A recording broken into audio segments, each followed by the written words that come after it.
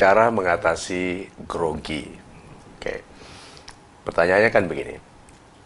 Bagaimana caranya supaya tidak grogi? Jawaban paling sederhananya, jangan grogi. Terus seorang tanya lagi, bagaimana caranya supaya tidak grogi? Nah gitu ya. Bukan yakin, bukan. Sulit sekali menyuruh orang, meminta orang yang sedang ragu-ragu, sedang grogi, tidak percaya diri, disuruh yakin. Kan biasanya gitu toh, percaya diri saja, yakin saja. Bukan itu. Di pengalaman saya sebagai anak muda yang minder. Saya aslinya minder. Grogian, tidak percaya diri, selalu merasa lebih rendah dari orang lain.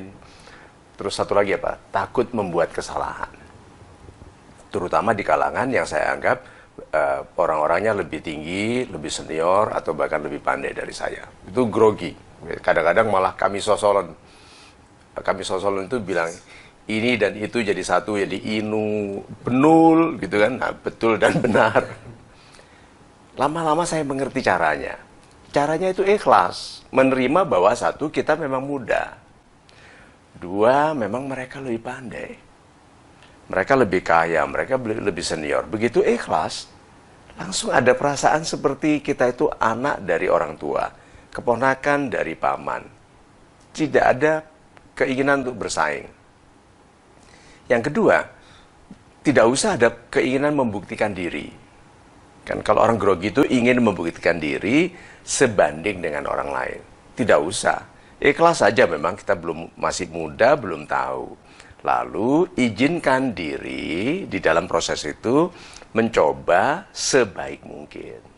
Melakukan sebaik mungkin, bicara sebaik mungkin. Nah, jadi semakin kita minder, semakin kita grogi, semakin harus baik sekali persiapan kita. Begitu tampil di depan orang lain, ikhlas. Bahkan awal-awal sekali dulu saya katakan begini, sahabat-sahabat saya yang baik hatinya, mohon maafkan saya nanti kalau saya salah. Saya akan mencoba sangat berani. Gitu. Atau kadang-kadang sudah begitu lebih senior sedikit, saya bilang gini, saya akan satu atau dua membuat kesalahan nanti. Oke? Saya mohon Anda tangkap di mana saya salah. Wah, jadi seperti malah sekarang saya yang senior yang memberikan kuis kepada mereka. Nah, rasa grogi itu tanda bahwa kita itu sedang harus tumbuh. Terus kapan habisnya? Tidak pernah selesai. Sekarang misalnya saja hari ini, meskipun saya sudah bicara di depan jutaan orang, tapi kalau mendadak saya diminta bicara di depan Dewan Keamanan PBB, ya pasti ada perasaan grogi. Yaitu itu para jenderal, para panglima, lalu saya bicara di situ. Tentang apa ini bicaranya? Itu kan? Apakah saya akan menarik bagi mereka? Apakah ada poin yang penting yang bisa saya sampaikan? Saya put across? Nah, jadi anak muda memang akan mengalami grogi. Tetapi itu bukan nanti akan hilang, tidak. Akan selalu ada. Yang bermasalah itu kalau sudah lama tidak grogi. Berarti tidak ada pertumbuhan. Ya, kalau sudah lama sekali, dan itu terjadi ke saya. Sudah lama sekali saya tidak grogi. Waktu masih muda, dulu waktu training, saya ingat sekali training di Singapura.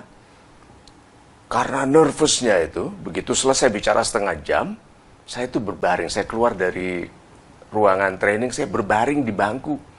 Seperti tidak bertenaga lagi. See? Kemudian tumbuh menjadi lebih yakin, seminar 12 orang, 32 orang, akhirnya ke 500 orang, ke 10.000 orang pernah. Atau di TV yang jutaan orang. Lalu bertanya saya, kapan saya akan grogi lagi? Saya merindukan keadaan itu, bukan kesombongan, tetapi tanda bahwa saya telah melakukan yang itu-itu saja.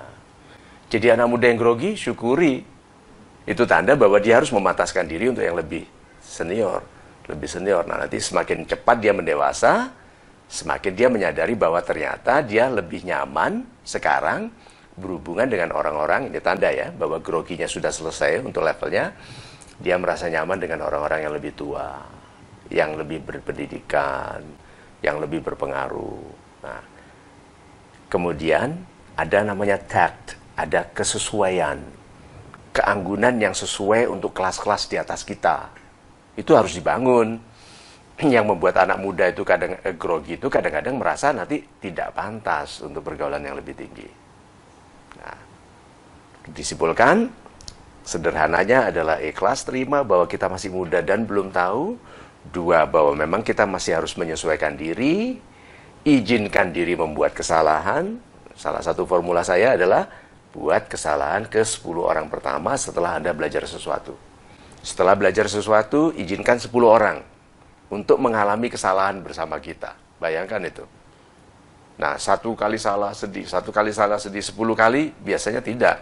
Sudah mahir. Lalu kita akan naik kelas, berhadapan lagi dengan kelompok orang-orang yang akan membuat kita grogi lagi. Dan seterusnya begitu. Ya, gitu.